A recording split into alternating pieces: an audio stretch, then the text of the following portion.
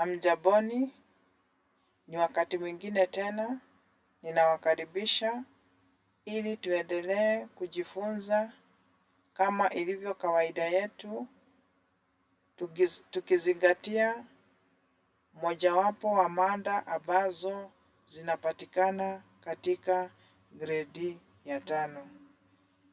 Tutajadiliana kuhusu barua pepe na tutatanguliza kwa kuelezea maana ya barua pepe. Tukieleza kwa kifupi, tunasema kuwa barua pepe ni ujumbe unaoandikwa na kutumwa kwa njia ya kielektroniki kwa kutumia kifaa cha kidijitali kama vile tarakilishi, kipatakilishi au simu kilichounganishwa kwa mtandao wa intaneti. Katika uandishi wa barua pepe, mwandishi na mwandikiwa ni lazima wawe na anwani pepe. Barua pepe huwa na sehemu 7 muhimu ambazo lazima uzingatie ili tuweze kuandika barua pepe. Sehemu ya kwanza inakuwa ni anwani pepe ya mwandishi. Anwani pepe inakuwa ni kitambulisho cha pekee kinachotumika kutuma au kupokea jumbe au barua pepe kupitia kwa mtandao wa intaneti. Kwa Kiingereza ni ile tunaita email address. Kwa hivyo, katika muundo wa barua pepe, sehemu ya kwanza ni barua pepe ya mwandishi. Barua pepe ya mwandishi au yule ambaye anaandika. Sehemu ya pili ni anwani pepe ya mwandikiwa. Mwandikiwa au yule ambaye anapokea barua hiyo.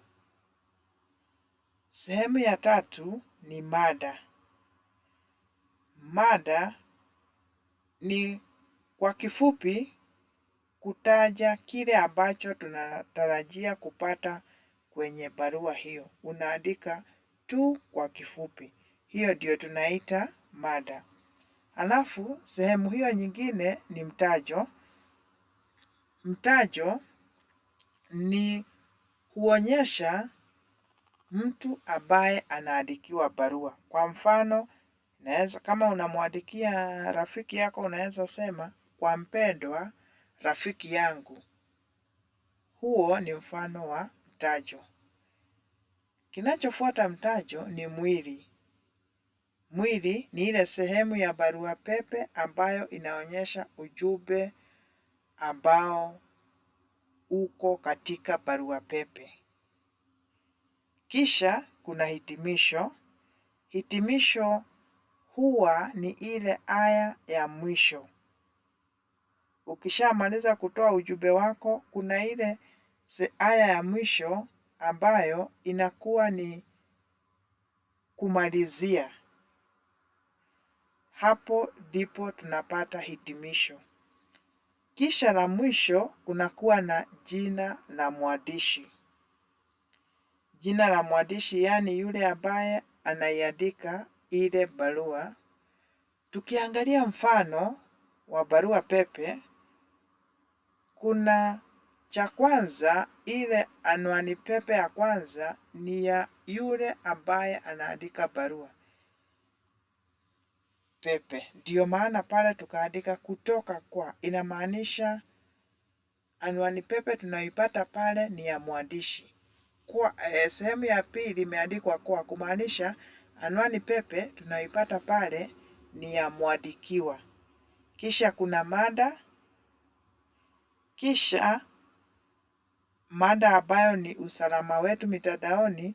Kisha kuna mtajo na mtajo wenyewe ni kwa mpendwa mwalimu. Kisha kuna sehemu ya mwili ambayo inaelezea kile ambacho mwandishi alitaka kukizungumzia. Kisha mwishowe kuna ile aya ya mwisho ambayo inatoa hitimisho ambayo inaonekana ni mstari mmoja tu. Kisha kuna ile sehemu ya mwisho kabisa katika barua pepe ambayo ni jina la mwandishi. Tutalifikisha hapo somo letu la leo, nikiendelea kuwakaribisha ili tuendelee kuungana pamoja kujifunza mengi. Iwapo unataka msaada wa moja kwa moja ama kujiunga nasi kwa mazoezi mengi, ni vizuri utembelee tovuti yetu ya Tayari Digital Hub. Hapo unaweza kuwasiliana na mwalimu moja kwa moja na pia unaweza kupata mazoezi ya mara kwa mara. Asanteni, muwe na siku njema.